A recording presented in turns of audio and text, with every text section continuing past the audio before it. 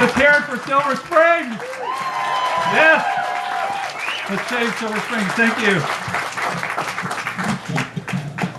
I don't normally read a speech, but since John challenged me with his greatest speech he's ever written in his life, which we're all waiting for, I felt like I had to write mine down too. So I apologize for not looking you in the face, but I figure you can't see me back there anyway. So I want to talk about citizen action today. It's the last hope for Springs restoration. Is the citizens, it's us. We need to take control back from our government. On June 1st, 2011, the Florida Department of Environmental Protection announced the end of 10 years of state funding for spring science and protection. The Florida Springs Initiative was first funded in 2002 by Governor Jeb Bush and the Florida legislature and received about $22 million during its 10 years of existence. The Springs Initiative was a program recommended by the Florida Springs Task Force under the leadership of Jim Stevenson, who's here today, and thank you, Jim Stevenson.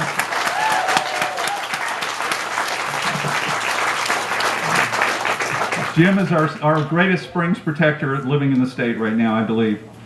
The purpose of the Springs Initiative was to increase information about the plight of Florida's threatened springs and to provide a technical basis for restoring these priceless natural resources. The Springs Initiative supported dozens of projects, including the 50-year retrospective study on Silver Springs that illustrated just how bad off Silver Springs is. And those projects documented the impacts that springs across the state have experienced due to Florida's development and increasing human population.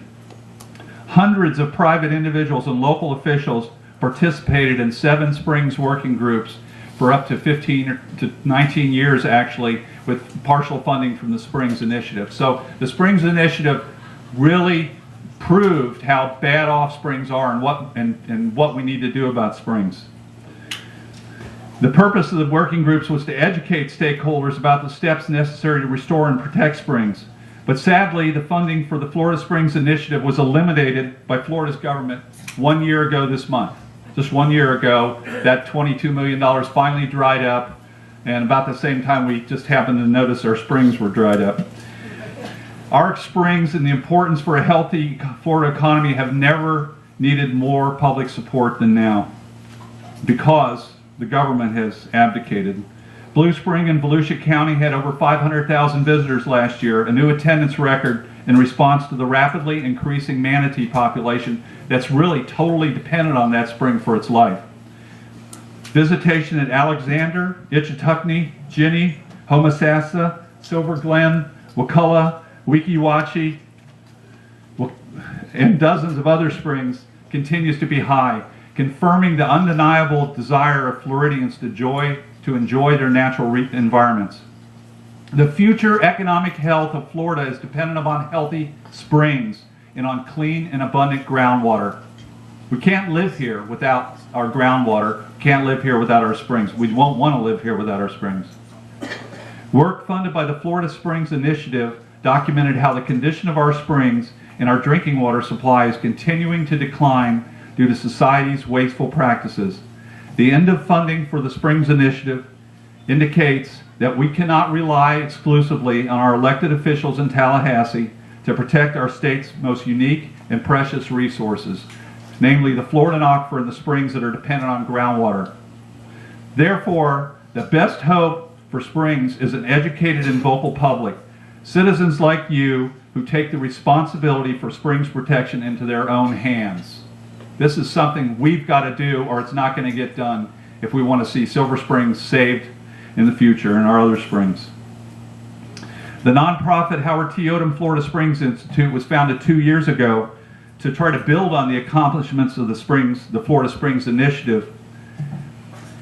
The Florida Springs Institute is nonprofit. It's basically free time, and it's based on funding from grants and private donations. With the demise of the state Springs program, the Odom Springs Institute is now more important than ever. The Springs Institute is the only organization currently focused on springs monitoring, research, education, restoration, and protection in Florida.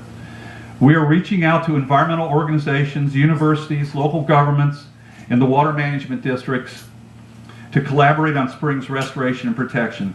The Springs Institute provides resources to citizens like you who want to halt the continuing worsening condition of our springs and to restore the best of those springs to some semblance of their previous historic glory. The Florida Springs Institute is working throughout North Florida to help organize and support citizens to take action on behalf of their beloved springs. To name just a few of those citizen-led organizations, we are partnering with Florida's Eden, with the North Florida Springs Alliance, the Wakulla Springs Alliance, the Silver Springs Alliance, Rainbow River Conservation, the Chassahowitzka Restoration Committee, the Withlacoochee Area Residents, Four Rivers Audubon, St. John's Riverkeeper, the Florida Conservation Coalition, Our Santa Fe, Save Our Swanee, and Save the Manatee Club. It is our goal to help every community take pride in and ownership for protection of their local spring or springs. That's a big call to duty, but that's what needs to be done, and so we're trying to do that. The organizations I've just listed and their accomplishments illustrate the environmental benefits that can result from an informed and dedicated public working together. We can't solve the problems by ourselves. We have to work together. My ultimate vision is for a growing collaboration of springs advocates across the state and the eventual formation of a Florida Springs Alliance, an alliance of local groups that are interested in their springs and are willing to put the time and the energy into protecting those springs. Returning to today's historic event taking place here at the Silver River State Park, I would like to issue a call to action for those of you who waited through this long day for these speeches. First, let me remind you that why we are here meeting at Silver Springs today. Silver Springs is one of the world's largest springs and has the highest average flow of the more than 1,000 springs in Florida. Over an 80-year period, the daily flow at Silver Springs has averaged 490 million gallons a day. But during the last decade, the flow at Silver Springs has declined by more than 30%. Silver Springs is just a window into our aquifer. The water coming out of Silver Springs is groundwater from the Floridan aquifer, the primary source of drinking water in Florida. As aquifer levels fall and groundwater becomes contaminated by human actions, the flow and the quality of the water at Silver Springs declines. The Silver Springs Spring Shed, that's the area where the rainfall recharges Silver Springs, includes about 1,200 square miles from as far north as Putnam and Alachua counties through Marion County and south into Lake and Sumter counties. It's the collective actions of hundreds of thousands of people that live in those counties that affect the health of Silver Springs. Silver Springs is one of Florida's earliest tourist attractions and continues to help support the local economy. A 2004 study showed that visitors to Silver Springs spend over $62 million a year in the local economy and create over 1,000 jobs. So keeping Silver Springs healthy is good for local business. Those are just what I want to remind you about. You've probably heard these facts earlier today, but it's those facts that lead me then to this call for action. There are specific measures that you, as ethical and caring citizens, can take to help save Silver Springs and to protect the aquifer and the other springs that your welfare depends upon. This is protecting your future and the future of your descendants. And I'm asking for big sacrifices for some people here.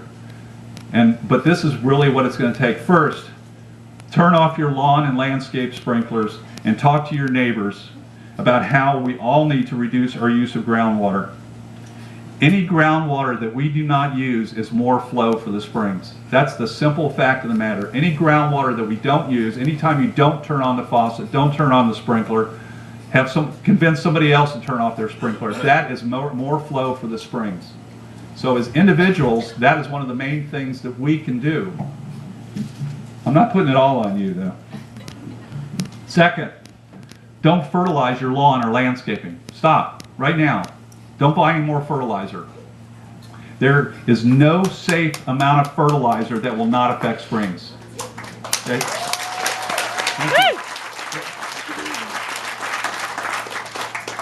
Save fertilizer use only for your garden and for essential agricultural operations. Let's do not use fertilizer anywhere else. It is just the end of time for Silver Springs how polluted it is with nitrate. I just cannot believe it when I see it. And we don't need to do that. Third, and this is where the weight comes off your shoulders a little bit, But you need to let your elected and appointed officials know that you expect them to make these same kind of really significant requests to private businesses, including nurseries, golf courses, mining operations, water bottlers, farmers, and ranchers. There is a limited amount of groundwater and fertilizer that can be used if we want to preserve our springs, lakes, and rivers. And we need to reduce the total amount. So that means everybody, including these private interests that profit from it, need to stop also. Thank you.